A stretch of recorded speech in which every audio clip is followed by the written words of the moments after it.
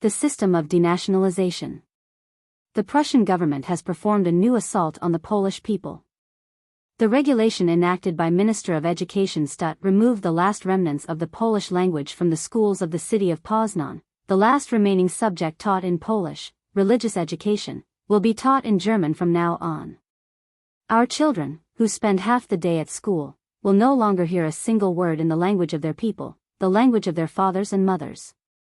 Education, the intellectual nourishment for life, which they are supposed to absorb in school, will be presented to them in a language that is completely strange and unintelligible to them. Are these not outrageous circumstances? The schools were founded for this purpose. The people send their children to school, so they can absorb the light of science, so they grow into knowledgeable, educated people, for their own benefit and for their country's joy. In Poznan, however, school will not serve the education of the children, but turn them into spiritual cripples, who do not know their own nationality and language, not to sow the seed of knowledge and civilization, but for the violent spread of German identity. This is not the first attack of the Prussian authorities on our language and nationality.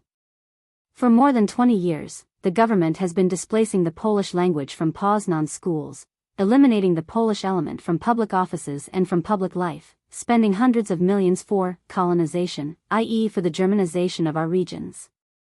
It endeavors to forcibly transplant Germans, peasants and tradesmen, to Polish soil, and all that with a tenacity and perseverance that would be worthy of a better cause. What do they want to achieve? It is clear that the Polish language and nationality shall disappear in Prussia. 3 million Polish people shall forget that they were born as Poles and transform into Germans. The children shall forget their fathers and mothers, the grandchildren shall forget that their grandfathers once lived on Polish soil. Your hair stands up when you think about these attempts, your fist clenches out of desperation, that such things have been happening in broad daylight before the eyes of all Europe and the entire civilized world for decades, and none of the elite speak out, no one pushes back the Germanizing power. The Hacketists laugh at our weakness and quietly continue their work of uprooting Polish identity, as if they were doing the world's most honorable and righteous work. So it is a crime to speak your own language, which you imbibed with your mother's milk. So it is a crime to belong to a people, into which you were born. Truly, it is about time for the Polish people to shake off its lifelessness, to express its indignation, to rise and fight against Germanization.